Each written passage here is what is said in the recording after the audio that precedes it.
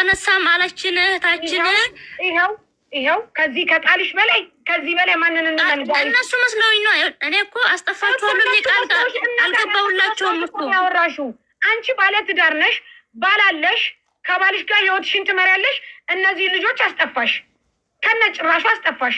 ልጆቹ ምን ተጠቀሙ? ምን ጠቀምሻቸው? ታያት ሀይሚን ታያት፣ ብር ዘርፈው ወጣዋለች። ዋቴቨር ታያት ሀይሚን፣ ችግር የለም። አንቺ ለልጆቹ ምንድን ነው የጠቀምሻቸው?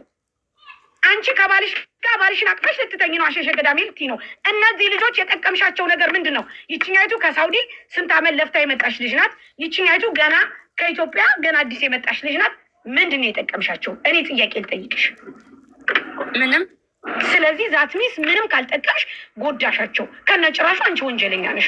ወደርሽም ጠላሽም ልጆቹን ካላመጣሽ በህግ ችግር የለውም። በቃ ጥሩ። እንደዛ ከሆነ ትሄድብሻለች። ሀይሚ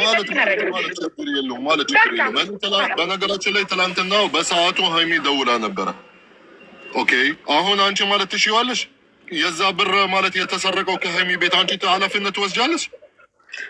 እኔ ለምን ከፋኔ አይደለም እኮ የሰረኩት ብር። ታዲያ ሪኮርድሽን አንቺ ማለት ልጆች ኑ ጥፉ ያልሻችሁ ኑ ይሁ ባለቤት መጣ ሊወጣላችሁ ሊቀበላችሁ ያ ሁሉ ባለቤት አላልኩም። ማማ አሁን ይኸውልሽ ሳሪ፣ እኔ ሁላችንም በፍቅር በሰላም ነው የምናወራው። ይህንን ጉዳይ ብንያ መሀል ቢያልቅ ይሻላናል ለሁላችንም ማለት ነው፣ ሌላ ጣጣ ውስጥ ከምንገባ ማለት ነው። ገባሽ እህቴ? በሰላም ቢያልቅ ይቻላል። እኔ እንትኑ ላይ እጄ ብሩ ሲሰረቅም እጁ ላይ ቢያንስ ትላንትና ሌባ አንቺ ሌባ ብሬን ሰጠሽኛ ስትል ውሃ እንኳን የቀዳችልኝ ልጅሽ ነች። ውሃ መጠጭ ኮዳዬ ላይ ኮዳዬ ብሩን ካልሰረቅሽ ወንድም ያዳምጠኝ ይቅርታ፣ ልናሳጥሩ ስለፈለግን ነው እህቴ። ወንድም ይቅርታ አዳምጠኝ አንዴ። ብሩን ሚውት አድርጓት። ይኸውልሽ ብሩን አንቺ ራስሽ በእጅሽ ካልወሰች ማለት ነው አንቺ ትእዛዝ ሰጣሽ። ልክ አንቺ እንደ ማፊያ ማለት ነው። እንዲህ አድርጉ እንዲህ ጥፉ ኑ እኔ ይቀበላችኋለሁ ማለት ነው። ገባሽ? እንደዚህ ነው እኔ ማለት በህግ አንጻር ነው ማለት ማናገርሽ እህቴ። ስለዚህ ጉዳዩ በሰላም ቢያልቅ ይሻላል እዚሁ ማለት ነው። አሁን ማውራትም ትችያለሽ።